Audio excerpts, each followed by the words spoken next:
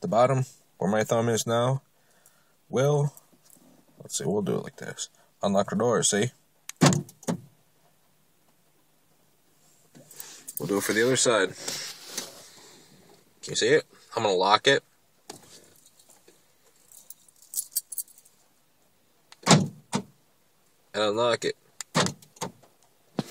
Check it out. The dash even... Oh, wait a minute. There you go. The dash will flash. The gauges. See them? Do it again, right here. Lights flash. Let's check the outside.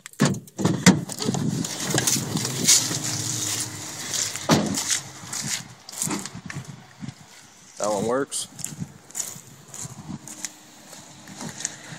That one works too. Let's check the front end out.